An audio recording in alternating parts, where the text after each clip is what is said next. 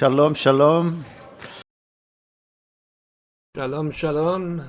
Et encore une fois, bienvenue à notre culte du sabbat aujourd'hui. Il y a tellement de choses à parler. Et puis, nous sommes surtout ici pour élever le nom de notre Dieu et chercher sa volonté à travers tout ce qui se passe et notre communion fraternelle ensemble. Amen. Bien, on va regarder parmi les paroles les plus difficiles que Jésus a pu dire dans sa vie, et nous allons comprendre pourquoi. Et vous allez voir que c'est des versets qui sont très réconfortants. Souvent, on prend des versets réconfortants pour mémoriser, mais il y a des versets comme ça qui sont un peu surprenants, mais qui nous enseignent énormément de choses. Ça nous amène en dehors de notre zone de confort, un peu comme le prophète Ésaïe a déjà dit, chapitre 28, verset 20. Le lit sera trop court pour s'y étendre et la couverture trop étroite pour s'en envelopper. Je ne sais pas si vous avez déjà arrivé qu'on est tellement inconfortable avec quelque chose, on ne peut pas arriver à une position de confort. Alors, on voit aujourd'hui qu'une parole qui semble difficile est enveloppée de beaucoup d'amour. C'est ce qu'on va voir aujourd'hui. Vous savez, dans le texte précédent, on avait des chefs religieux qui étaient en confrontation avec Jésus, mais aujourd'hui, on va rencontrer une femme extraordinaire, pourtant une étrangère qui vivait dans un territoire hostile à Israël, qui semblait connaître tellement de choses au sujet de Jésus et que sa foi on pouvait dire que c'est équivalente à celle d'Abraham. Vous allez voir ça. C'est l'histoire d'une syro-phénicienne qui va nous surprendre à travers sa persévérance et une démonstration d'une grande foi. Bien, avant qu'on ouvre des Écritures, on voit plusieurs choses qui se passent dans le monde. Et par rapport avec le pays d'Israël, on voit souvent des attaques à l'automobile pour tuer des gens ou des gens qui se font attaquer au couteau ou autre chose. Saviez-vous que Israël est considéré comme le 5e endroit parmi 50 pays, parmi les plus safe dans notre monde, les plus... comment ça peut arriver? Eh bien, ils ont fait une étude aux États-Unis par différents ministères, différentes parties du gouvernement, comme l'Organisation de la Santé mondiale. Et voici la liste. Les États-Unis sont arrivés 30e, Canada 21e, l'Australie 18e, la France 15e et l'Angleterre 10e. Seulement en Suisse, dans les Pays-Bas, au Danemark et à Singapour, que ça a été considéré pour les moins dangereux. Ils appellent ça un index de comment voyager en sécurité, qui est basé sur plusieurs variables comme les homicides, aussi les morts sur la route, les conditions hygiéniques, les maladies, les désastres naturels, etc. Et comment qu'Israël peut arriver à ça? Vous savez, on parle souvent des miracles qu'on voit dans la Bible, mais si on regarde Israël aujourd'hui, on voit des miracles également. Comment un si petit pays que la plupart des gens alentour d'eux, dans les pays à proximité, détestent. Il y a même des pays qui voudraient les éliminer de la carte. Comment ça se fait qu'ils sont encore là si ce n'est pas parce que Dieu fait de grands miracles dans ce pays, parce que Dieu a décidé de choisir ce pays, pas parce qu'ils sont mieux que les autres, mais parce que c'est son choix à lui pour amener la parole et toutes les choses qui sont arrivées. Alors, les prophéties sont claires. Il va y avoir une croissance de l'antisémitisme qui va arriver. Les prophètes l'ont dit, l'histoire le dit. Juste les États-Unis, qui a plus de 7,6 millions de Juifs qui vivent là-bas. Ils sont seulement 2% de la population des États-Unis, mais les Juifs sont la cible de près de 60% de tous les crimes qui sont motivés par la religion ou d'autres choses pour qu'ils les haïssent. Vous savez, ils ont fait une recherche aux États-Unis mercredi dernier. Pourquoi il y avait une ancienne... pourquoi il y a autant d'antisémitisme? Ils disent que les Juifs ont trop de pouvoir dans les médias, dans la banque, etc. Et même, ils accusent même des choses par rapport à la température, imaginez. Et je vous cite des phrases que j'ai entendues dans cette étude qu'ils ont faite. Des gens ont dit, nous supportons Hitler parce qu'il assassinait votre peuple. Tu n'es pas un juif, tu es de la postérité du diable. D'autres ont dit, oui, l'Holocauste, c'est un fait, et nous sommes heureux que cela soit arrivé. Donc, on voit que c'est une vague d'antisémitisme qui va grandir de plus en plus, et ça nous appelle, nous, les juifs et les non-juifs qui sont croyants, à faire quelque chose, à être solidaires avec les juifs, d'élever notre voix pour dire que c'est pas correct de les traiter comme ça parce qu'ils sont vraiment ciblés par l'antisémitisme. On peut leur montrer comment Dieu les aime malgré qu'ils ne sont pas parfaits. Et rappelez-vous, qu'est-ce qui va arriver selon la parole de Dieu, Genèse 12.3, qu'on appelle l'alliance d'Abraham. Dieu a dit, « Je bénirai ceux qui te béniront. » Donc, le temps est mûr pour que les nations soient bénies à travers Israël. Donc, nous sommes du côté d'Israël, bien sûr. Une dernière chose, Noël arrive bientôt. Il y a des gens qui sont inconfortables avec cette fête, alors que d'autres sont vraiment contents. Eh bien, moi, je suis un juif qui est né dans un pays musulman, dit notre pasteur, qui n'a pas grandi avec les choses de Noël. Mais il y a vraiment rarement une si grande opportunité de parler au sujet du Messie à les gens qu'on rencontre.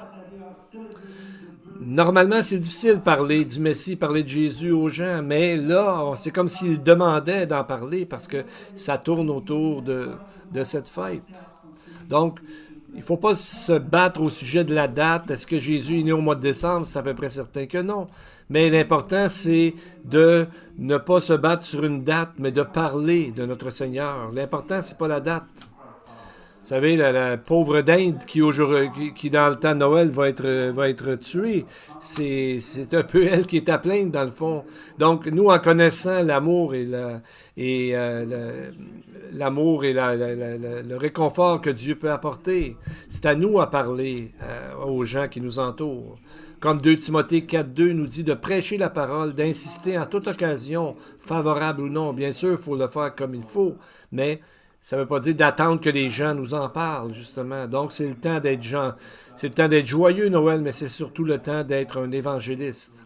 Parce que Dieu a dit qu'il aime tellement le monde qu'il a envoyé son Fils unique, afin que quiconque croit en lui ne périsse pas, mais qu'il ait la vie éternelle. Donc, selon notre tradition, nous allons ce matin, encore une fois, prier pour nos enfants. It is our tradition that we bless our children. Berachot Abanim. If you have your children next to you, put your hand upon them or think about them. Let's bless them. Shema Israel Adonai Eloheinu Adonai Echad Baruch Shem Kevod Malchuto Le'olam Va'ed. Blessed be His name, whose glorious kingdom is coming and is forever and ever. Heavenly Father, create in our children a clean heart, O God, and renew a right spirit within them. As Moses prayed, for the children of Israel, may our sons and daughters walk after you and fear you and keep your word and obey your voice. May they serve you and hold fast to you. May our children be strong and courageous and not fear or be in dread. For it is you, Lord, our God, who goes with them. You will never leave them nor forsake them. And so, Lord, we ask that you richly bless them and keep them close to you as we commit them to you. B'Shem Yeshua Mashiach. Amen and amen. Ensemble, prions avant d'ouvrir la parole de Dieu. C'est qui est une ancienne prière à la base. Béni sois-tu, Éternel notre Dieu, le roi de l'univers, qui nous a donné la parole de la vérité et qui sème en nous la vie éternelle. Parmi nous, béni sois-tu, ô Éternel, qui nous donne la chance d'avoir les Écritures. Amen. Amen. Alors, ouvrons la Bible aujourd'hui dans le chapitre 7 de l'Évangile de Marc. Le titre aujourd'hui serait « La femme dont on n'a pas le nom ». Vous savez, on a vu la confrontation entre la tradition et la vérité et le pouvoir derrière la religion faite de main d'homme pour amener les gens loin des Écritures, avec ce qui a une apparence de stabilité, ce qui semble aussi une histoire solide et qui semble tenir, jusqu'à temps qu'on creuse un peu, on réalise que c'est un mirage sans Dieu. C'est quelque chose qui ne peut pas tenir la route. Jésus, son argument au sujet de ce qu'il disait qui salissait les gens, Jésus a dit, verset 20, chapitre 7 de Marc, « Ce qui sort de l'homme, c'est cela qui souille l'homme. » Donc, rien en dehors ne peut nous rendre plus saints, ni rien en dedans ne peut nous rendre plus saints non plus, parce que la transformation que Dieu peut faire à notre cœur seul peut amener vraiment un changement dans la vie des gens. Et les chrétiens aussi, après avoir accepté le Seigneur, c'est seulement Dieu qui peut nous faire changer. Et on va voir dans notre texte, à travers plusieurs tests dans notre vie, que Dieu nous amène vers le meilleur.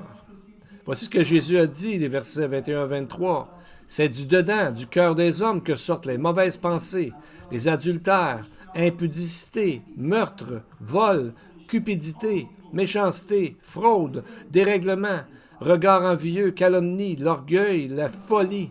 Toutes ces choses mauvaises sortent du dedans et souillent l'homme. » Donc, on voit comment Jésus les catégorise à partir des pensées jusqu'aux actions. Comme Jésus a enseigné dans le Sermon sur la montagne, ça commence à l'intérieur du cœur avant que l'action arrive. C'est pour ça que Jésus dit que haïr son frère, haïr quelqu'un, c'est comme le tuer, c'est comme un meurtre. Parce que tout commence dans les pensées, dans notre cœur. Et ensuite, c'est ce qui arrive. Lorsqu'on regarde le texte qu'on vient de lire, 4, on peut dire 4 en rapport avec les pensées et 8 pour les actions. Donc, c'est le double.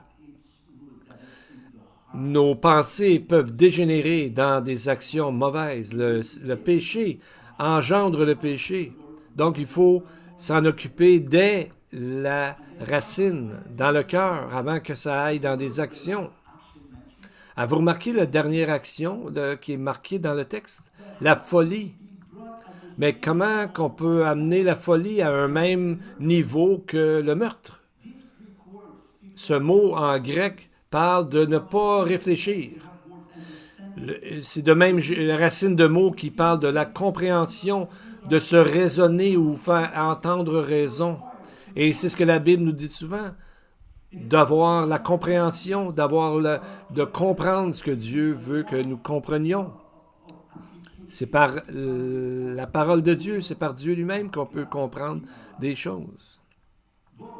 C'est pas une question d'être intelligent ou d'être très brillant, mais c'est la façon de ne pas appliquer ou d'appliquer la parole, la volonté de Dieu dans notre vie. Le psaume 14 et 53 commencent de la même façon. L'insensé dit à son cœur, il n'y a pas de Dieu. Vous savez, ce verset-là, ce n'est pas seulement pour les athées, mais c'est aussi pour le croyant qui ne permet pas à Dieu d'être souverain sur chaque facette de sa vie. La folie, c'est ceux qui s'en foutent un peu, qui ne planifient pas selon le Seigneur, qui ne laissent pas le Seigneur conduire la vie d'un chrétien. Le chrétien doit laisser sa vie, que le Seigneur dirige notre vie. Donc, faisons attention à cette pensée qui est en nous, de ce qui fait nous tout à coup tomber en colère, de juger les autres trop rapidement. Et, vous savez, je vous raconte une histoire d'un papa qui s'assoit avec sa famille et il rend grâce, il remercie Dieu pour la nourriture. Mais pendant le repas, il a commencé à se plaindre sur le café n'était pas assez bon, le pain n'était pas assez frais ou le fromage. Là, sa jeune fille a dit, « Papa, penses-tu que Dieu a entendu quand tu as rendu grâce aujourd'hui? » Il a dit, « Bien sûr. » Elle a demandé, « Penses-tu que Dieu a entendu ce que tu as dit au sujet du café, du fromage et du pain? » Ben là, il était un peu moins affirmatif. Il a dit, « Oui, je pense. » La petite fille a dit, « Alors, lequel des prières penses-tu que Dieu a cru entre les deux? » Le père s'est rendu compte tout de suite que son manière de prier pendant les repas est devenue une habitude vide, au lieu d'être vraiment être en conversation avec Dieu. Et donc, il a laissé des autres sentiments prendre le dessus sur sa prière. Jacques 3,10 nous dit « De la même bouche sortent la bénédiction et la malédiction. Il ne faut pas, mes frères et sœurs, qu'il en soit ainsi. » Donc, nous devons garder notre cœur comme une forteresse où est-ce que Dieu peut vraiment travailler en nous pour notre plus grand bien. Et on voit ici dans notre texte une grande section qu'on vient de voir de la tradition contre la vérité et au sujet du pouvoir d'une religion faite par les humains. Et même les disciples ont dit « Écoute, Jésus t'a offensé les pharisiens. » On a lu ça dans les études précédentes, dans Matthieu 15, verset 12. Donc on voit ce que Jésus fait ensuite. Il les emmène vers le nord. Il les emmène rencontrer une individu très impressionnante qui, malgré qu'elle est tellement loin au niveau de leur pensée, les disciples, c'est une étrangère en plus, beaucoup de préjugés contre elle, des traditions, et Jésus va en faire ressortir une grande, grande vérité. Donc, qui est cette femme qui a tellement surpris les disciples qu'ils ne savaient plus quoi faire avec, et pourtant même les commentateurs bibliques souvent ne savent pas trop quoi faire avec une partie de cette histoire. Et pour cette partie, je vais me servir des évangiles de Marc et de Matthieu souvent. Marc 7, verset 24. Jésus étant parti de là, s'en alla dans le territoire de Tyr et de Sidon. Il entra dans une maison en désirant que personne ne le sache, mais il ne put rester caché, car une femme dont la fille était possédée d'un esprit impur entendit parler de lui et vint se jeter à ses pieds. On voit que Jésus, ici, sa réputation est allée bien au-delà de la Galilée. Il est allé au nord jusqu'à la ville de Tyr et de Sidon, où les gens sont venus pour le voir, le rencontrer. Mais pourquoi Jésus a-t-il choisi ces pays-là? Pas ces pays-là, pardon, ces contrées-là. Tyr et Sidon, c'était aussi un territoire qui était très hostile aux Juifs. Il y a dans les écrits du premier siècle de Flavius Joseph qui disait que les gens de Tyr étaient parmi les pires ennemis des Juifs. Et pendant les guerres qui ont précédé la destruction du temple dans l'année 70 de notre ère, ils ont tué énormément de prisonniers juifs. Même Joël, le prophète, a dit ceci dans Joël 3,6 « Vous avez vendu les enfants de Juda et de Jérusalem aux enfants de Javan afin de les éloigner de leur territoire. » Ici, le prophète est en train de parler de ce qu'on appelle maintenant vous savez, de choses ethniques, de meurtres ethniques pour enlever les Juifs loin de leur région. C'est quelque chose qu'ils ont fait dans le premier siècle et qu'ils vont sûrement continuer à faire juste avant la deuxième venue de Jésus, comme on a vu à cause de la montée de l'antisémitisme. Donc, on voit ici que Jésus a choisi cet endroit exprès pour amener un test pour les 12 disciples. Maintenant, on va rencontrer cette femme au verset 26. Le texte va nous parler de son origine et son caractère. Cette femme était grecque, une non-juive, syro-phénicienne d'origine. Elle le pria de chasser le démon hors de sa fille. Qu'est-ce qu'on apprend ici? Premièrement, c'est une femme. Une personne, habituellement, un rabbin s'en occupait pas, ne s'associait pas avec une femme. Et là, elle rentre dans une pièce remplie d'hommes, 13 hommes avec Jésus. Et elle va avoir une conversation avec Jésus. Deuxièmement, c'est une non-juive. Le texte dit c'est une helléniste. Et ça veut dire qu'elle vient d'une autre source que les Juifs. Troisièmement, elle est en partie syrienne, un ennemi juré d'Israël depuis toujours. Quatrièmement, phénicienne, un autre ennemi d'Israël depuis toujours. Et cinquièmement, Matthieu met comme la cerise sur le gâteau en disant qu'elle était une cananéenne.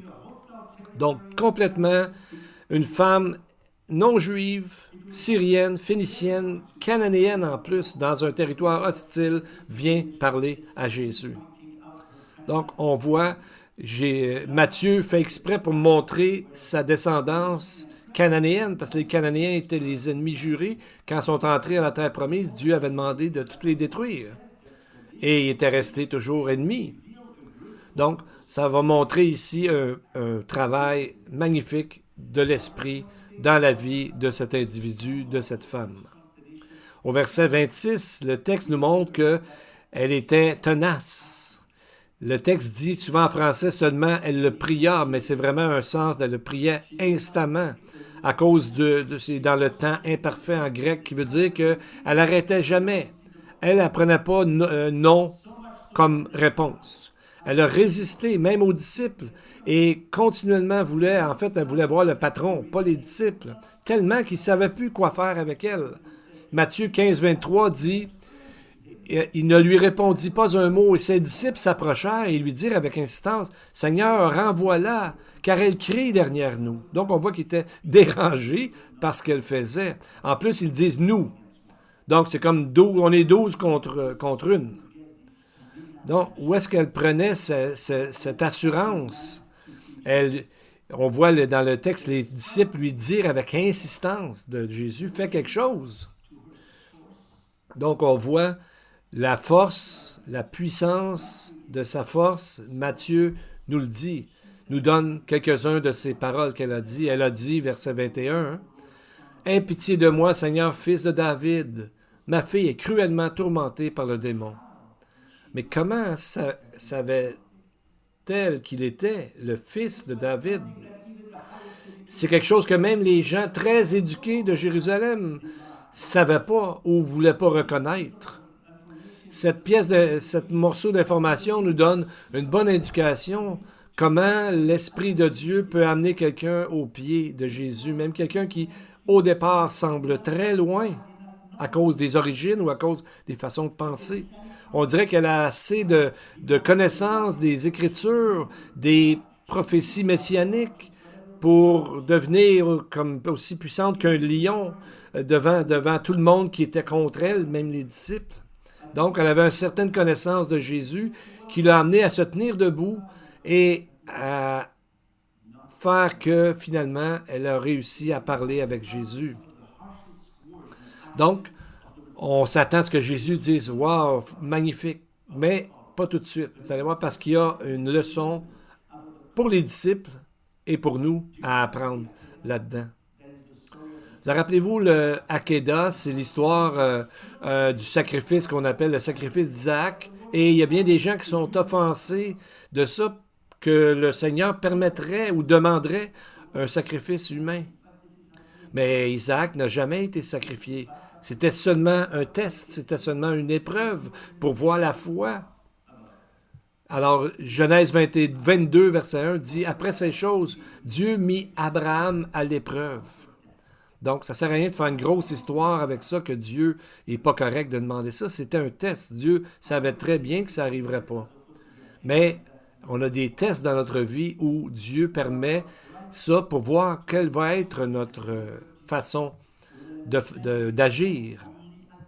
La différence entre ce texte-là et celui d'Abraham, c'est qu'ici, on n'a aucun avertissement de ce qui va arriver, de comment Jésus a répondu. C'est pour ça qu'on est très surpris. Donc, c'est pour ça que j'ai commencé par vous expliquer un peu ça on va voir la force de sa parole. Dans Matthieu 15, 23, l'évangéliste nous dit que Jésus n'y a répondu même pas un mot. Il a complètement ignoré, qu'on pourrait dire. Donc, Matthieu 15, 24, Jésus a dit même « Je n'ai été envoyé qu'aux brebis perdues de la maison d'Israël. » C'est comme s'il disait « Je te parle pas, je suis pas venu pour toi. » On voit que Jésus met l'emphase sur le fait qu'il est venu seulement qu'aux brebis perdues d'Israël. Donc, c'est surtout pour mettre l'emphase. Et ça, c'est vrai pour tous les 3 ans et demi que a duré son ministère. Jésus s'est concentré sur Israël. Il n'a jamais quitté Israël. Tyr et Sidon sont considérés dans un territoire qui appartient à la tribu de Asher. Azer en français, qui a été donné par Dieu. Donc, en théorie, Jésus n'a jamais quitté Israël. Mais ça devait être très difficile pour Jésus de dire non, parce qu'imaginez-vous, la croix, oui, c'est difficile, mais là, Jésus qui est amour, Dieu est amour, il ne répond pas. Ça a dû être extrêmement difficile pour lui.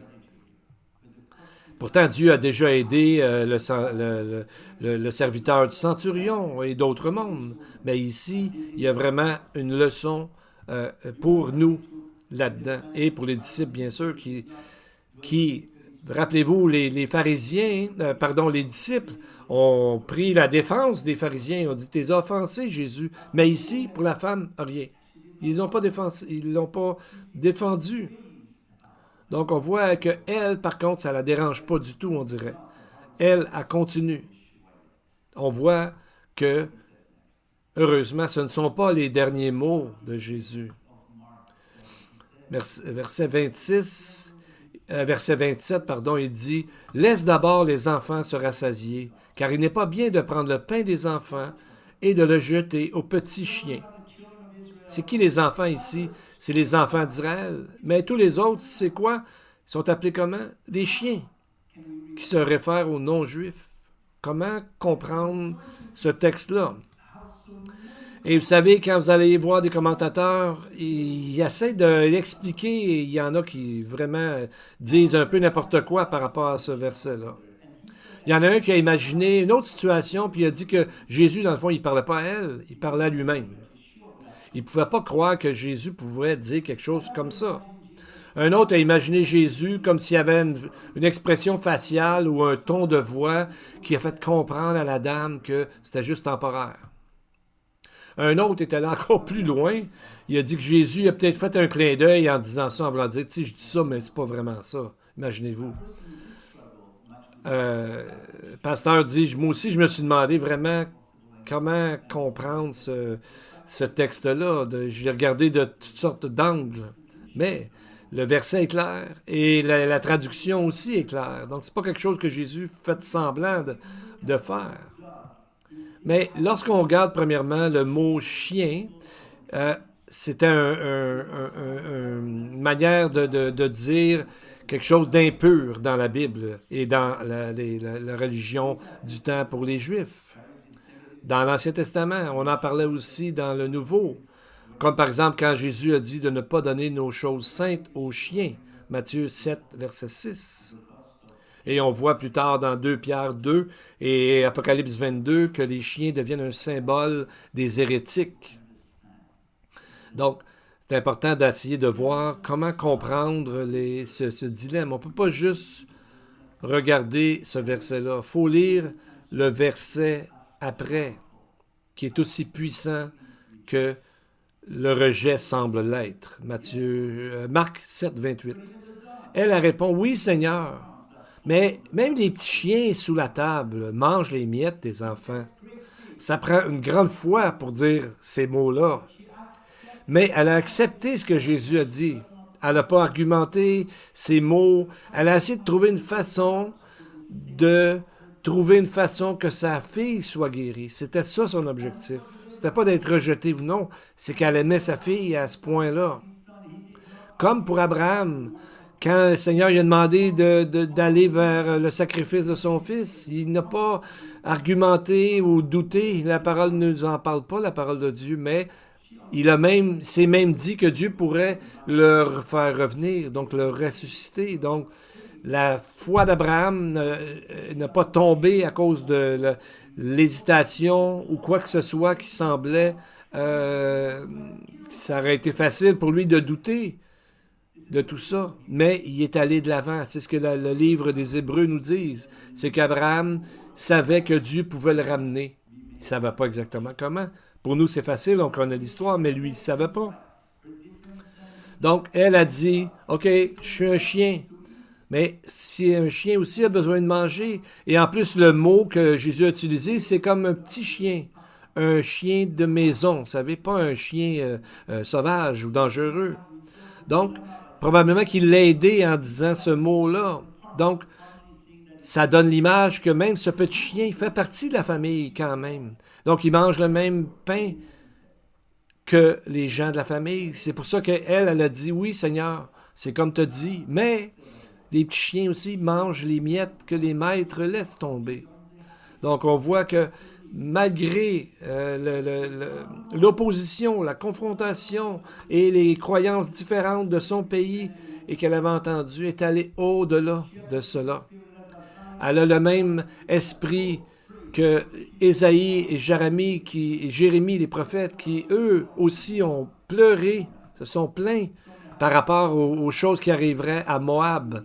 Jérémie 48, verset 31, Jérémie dit « C'est pourquoi je gémis sur tout Moab. » Ésaïe 15, 5, le prophète dit « Mon cœur gémit sur Moab. » Donc, même si ces gens-là étaient souvent des ennemis d'Israël, mais les vrais prophètes ont appris à aimer, à gémir pour même tous les peuples, indépendamment de leur nationalité, d'où est-ce qu'ils sont nés, de leur couleur, ou qu'ils soient un homme ou une femme, ou quoi que ce soit.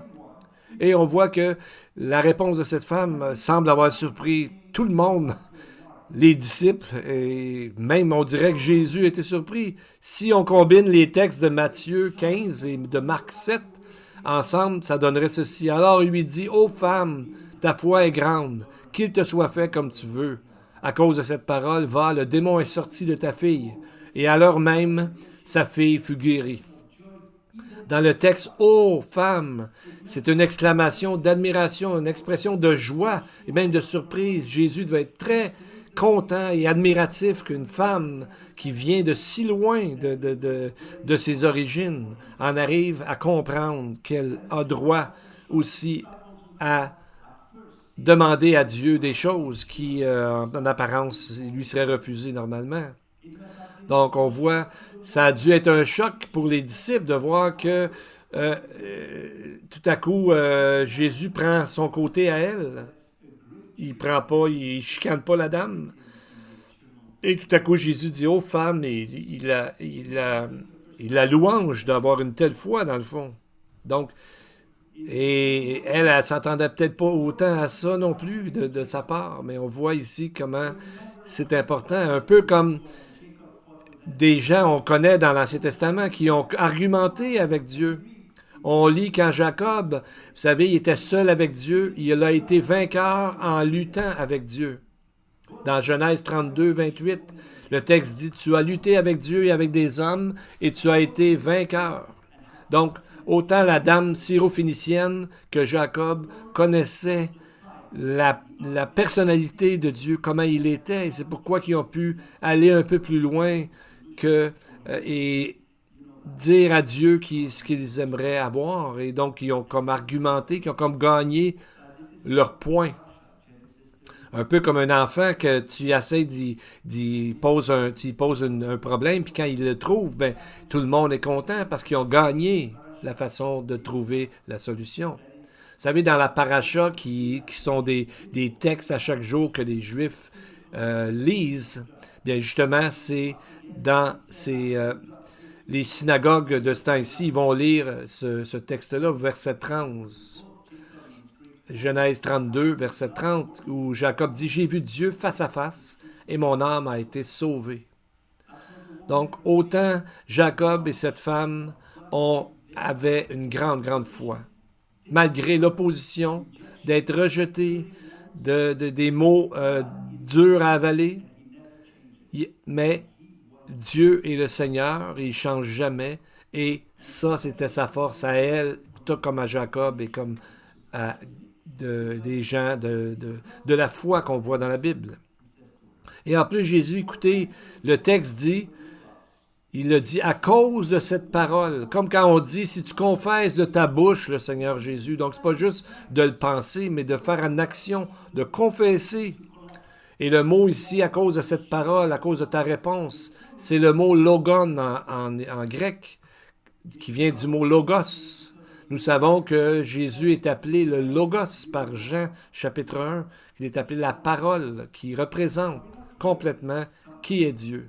Donc, à travers ça, à travers son persistance, elle a démontré de la foi et elle a gagné son cas. Elle a réussi à faire que sa fille a été guérie. Jésus lui a dit que elle a été guérie maintenant. Donc Jésus nous amène souvent à penser, comme on dit, en dehors de la boîte, ou à avoir d'autres pensées que des fois on a appris dans notre vie chrétienne, ou des préjugés qu'on a sur la Bible ou sur les gens qui croient en la Bible.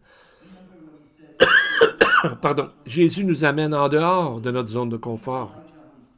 Un peu comme dans Matthieu 11, 14, quand Jésus dit, ben si vous voulez le comprendre, c'est lui qui est l'Élie qui devait venir. Mais Jean-Baptiste vient de dire qu'il n'est pas Élie. Donc, qu'est-ce qu'il veut dire par là? Un peu, et Jésus dit au verset 11, il dit que Jean-Baptiste, il n'en a pas paru de plus grand que lui, que Jean-Baptiste. Est-ce qu'il voulait dire que Jean est plus grand que Ésaïe ou même Moïse? Non, il ne pouvait pas avoir dit ça. Mais il dit encore, le plus petit dans le royaume des cieux est plus grand que lui, que Jean. Donc, est-ce que nous sommes plus grands que Jean, nous les croyants d'aujourd'hui? Non, c'est parce que nous, on a l'Esprit Saint, les croyants ont l'Esprit Saint en eux, alors que ces gens-là ne l'avaient pas. C'est la simple raison pourquoi il dit ça. Juste avant, dans l'Évangile de Marc, Jésus avait dit « Honore ton père et ta mère », qui vient de Exode 20, dans les 10 commandements. Et dans Luc 14, 26, Jésus dit « Si quelqu'un vient à moi et s'il ne hait pas son père, sa mère, sa femme, ses enfants, ses frères et ses sœurs, et même sa propre vie, il ne peut pas être mon disciple. » Comment on peut comprendre ces choses? Qu'est-ce qu'il veut dire par haïr? Ça veut dire d'aimer moins les autres que Jésus, que Dieu passe en premier.